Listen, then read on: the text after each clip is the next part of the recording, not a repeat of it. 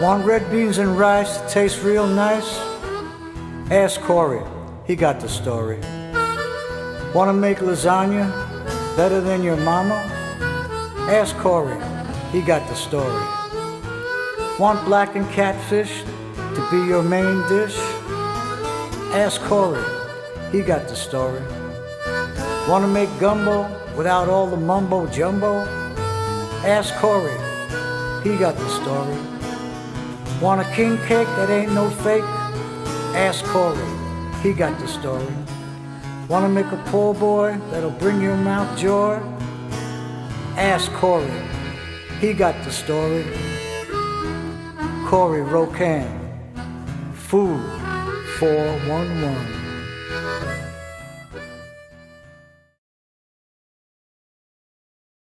Wow, how cool was that? That was an awesome theme song. So, welcome to Food 411. And those of you just joining us, that theme song was written by Jersey Slim. So a special thank you and a shout out for Jersey Slim for first naming the show Food 411 and for making the theme song.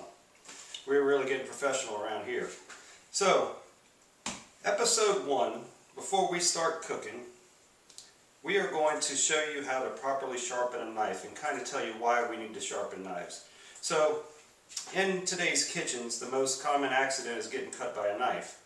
And most people think it's because the knives are real sharp. It's actually not the fact. It's because they're real dull.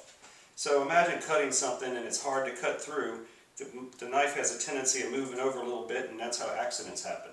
So what you want is a nice, good, clean, sharp knife. So when I say a good knife, I'm talking about a forged steel knife.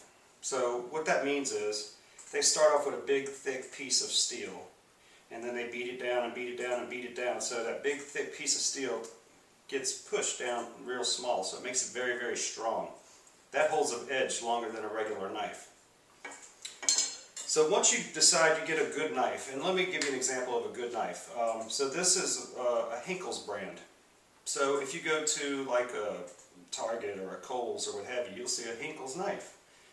The thing is, there's different kinds of Henkel knives, right?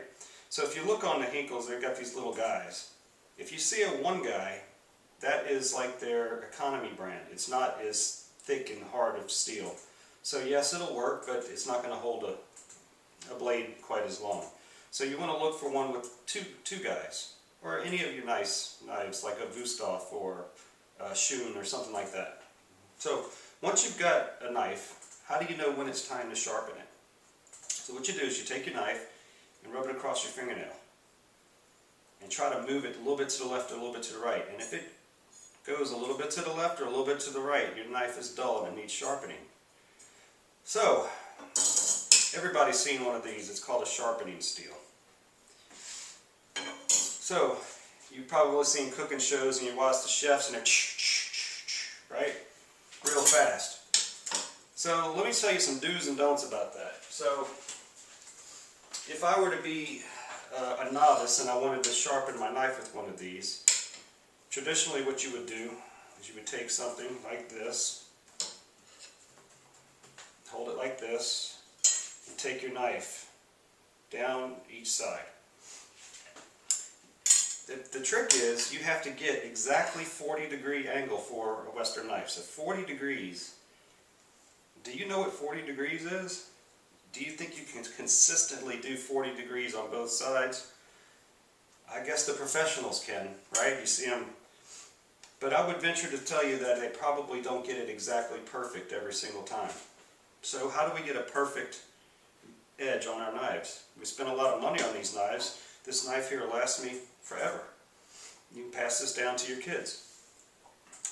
So what I do is I have a sharpening system by Spyderco. S-P-Y-D-E-R-C-O, Spyderco.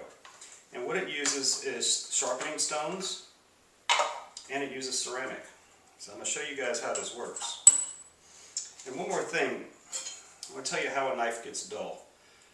When you're cutting, it has a fine point. And through time, just through cutting and cutting boards and things like that, the tip starts to bend. That's why it's not sharp anymore. So all you're simply doing is taking it and straightening it back up. Remember the old barbers, they used to have a piece of leather and they would call it sharpening? All they were doing is taking that fine point and bringing it back straight again. So that's fine, we can do that for a while, and then eventually that piece gets loose, right? And then what we'll do is we'll have to actually cut that piece off and then redo it again. So this sharpening system actually does both. If you were to try to do that with this, you would have to get your blade to a 30-degree angle to get that piece cut off and then go to a 40-degree angle. Very, very, very difficult to do. So we're not going to use the steel. We're going to use this Spyderco system. I'm going to show you guys just how easy it is to get a razor sharp knife. So on this thing we have two slots. We have a 40-degree slot and a 30-degree slot. So right now I'm just doing a touch-up on my knife, so I'm going to go to a 40-degree. Every 15 or 20 times I sharpen, I'll do a 30-degree and then the 40-degree. So let me show you how to do this. You take your sharpening stone, and it's in a triangle, so you would want the point facing each other. Okay? And you see I've got the guards in here to protect myself. All you have to do is hold the knife straight. Up one side, down the other. Very soft, gentle. That's it. Then we're going to put it on the flat. And we're going to do the same thing. Just a few strokes either side. You'll start to feel the knife easing up. It starts off a little rough and now it just gets really easy.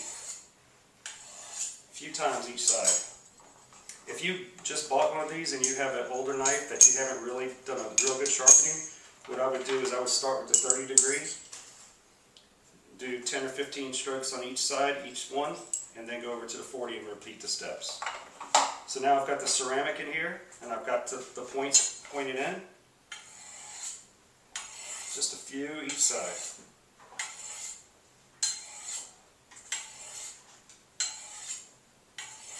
Simply that easy. Then we'll put it on the flat. And because this is so precision, you'll never get the little marks on your knife or anything. You just get a perfect blade every single time.